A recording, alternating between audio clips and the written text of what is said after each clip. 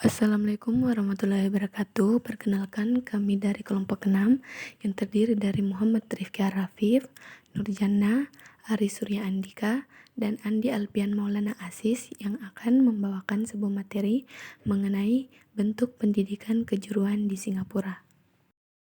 Adapun pokok pembahasannya yang pertama yaitu latar belakang, model pendidikan kejuruan, perkembangan sistem kejuruan, program kejuruan, tujuan pendidikan, dan mengapa pendidikan kejuruan harus ada.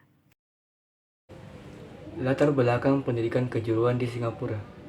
Singapura dapat menjadi contoh bagaimana pendidikan kejuruan atau vokasi menjadi salah satu solusi untuk menghasilkan tenaga kerja yang berkualitas dan mampu mengatasi masalah pengangguran. Pendidikan kejuruan di Singapura dikenal karena tingkat keunggulannya di bidang matematika dan sains.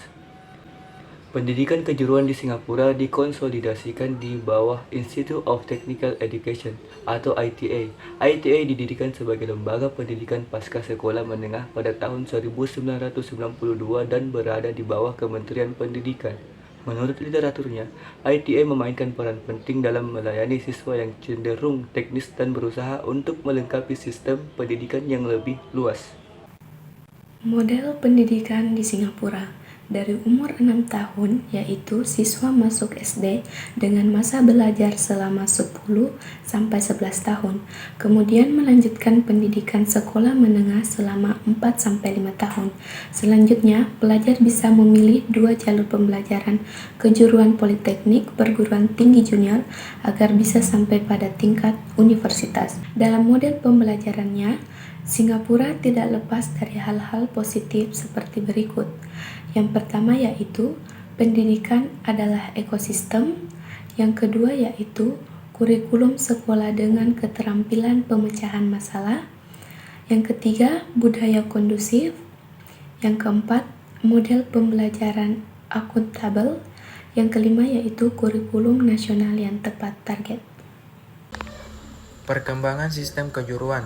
Pada tahun 1930, Wakil Direktur Utama Institute of Technical Education atau bisa disebut dengan ITE, Sabrina Loy mengatakan, semuanya berawal pada tahun 1930, yang mana setelah 111 tahun memerintah, Inggris kemudian membangun sekolah perdagangan pertamanya. Kemudian dilanjut pada tahun 1950 sampai dengan 1960. Untuk pertama kalinya dibuka sekolah menengah di Tanjung Katong dan Queenstown.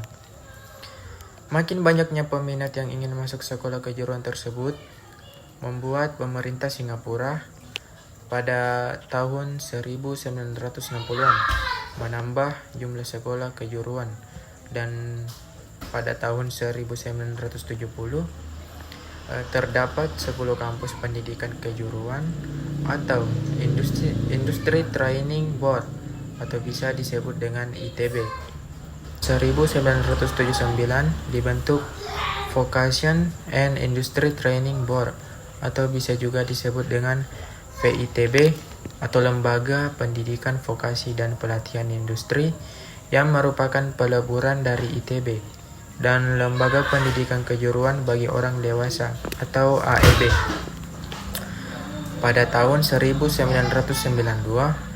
titik balik pendidikan vokasi di negara itu dimulai pada tahun 1992 saat pemerintah Singapura melakukan restrukturisasi atau VITB menjadi industri selepas sekolah menengah.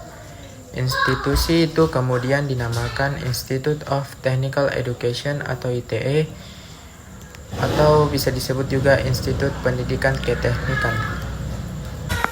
Untuk program kejuruan yang pertama ada gambar bisnis dan manajemen, hukum, humaniora, ilmu pendidikan dan teknologi informasi, kemudian ilmu pengetahuan murni dan terapan, ilmu sosial dan media, ilmu teknik dan teknologi, percantikan dan perawatan tubuh, dilanjut dengan kesehatan dan kedokteran, pariwisata, perjalanan, dan perhotelan, pendidikan dan pelatihan, pertanian, dan kedokteran hewan, seni kreatif, dan desain. Tujuan pendidikan kejuruan di Singapura adalah untuk mempertemukan antara kebutuhan industri dan lulusan. Pemerintah Singapura ingin mencetak lulusan yang sesuai dengan kebutuhan industri. Pendidikan kejuruan di Singapura telah melewati perjalanan panjang dan telah terbukti sukses dalam meningkatkan kualitas sumber daya manusia dan pendorong kesejahteraan masyarakatnya. Singapura berhasil mengembangkan pendidikan vokasi untuk meningkatkan kualitas sumber daya manusia.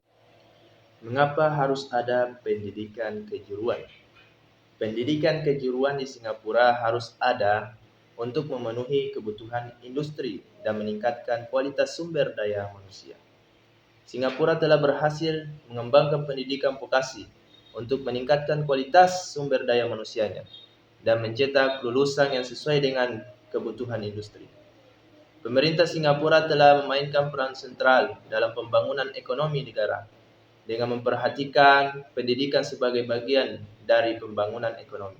Singapura telah melewati perjalanan panjang dan telah terbukti sukses dalam meningkatkan kualitas sumber daya manusia dan mendorong kesejahteraan masyarakatnya. Oleh karena itu, pendidikan kejuruan di Singapura sangat penting untuk mempertemukan antara kebutuhan industri dan lulusan serta meningkatkan kualitas sumber daya manusia. Kesimpulan dari materi kejuruan pendidikan di Singapura adalah bahwa kejuruan pendidikan sangat penting untuk memenuhi kebutuhan industri dan meningkatkan kualitas sumber daya manusia. Singapura telah berhasil mengembangkan pendidikan vokasi untuk meningkatkan kualitas sumber daya manusianya dan mencetak lulusan yang sesuai dengan kebutuhan industri.